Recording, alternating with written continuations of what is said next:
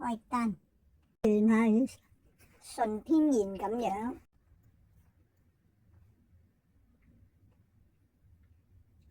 咁其實食咗一半㗎啦，呢度。呢個係南瓜煮雞肉，雞肉咧係小狗最中意嘅。我用壓力鍋煮嘅20，為呢個小寶寶而設嘅餐單：南瓜白烚，有湯汁同埋小雞腿。將佢拆骨之後，同南瓜一齊壓碎。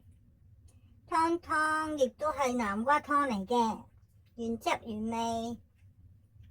所以呢個係小寶貝獨有嘅套餐。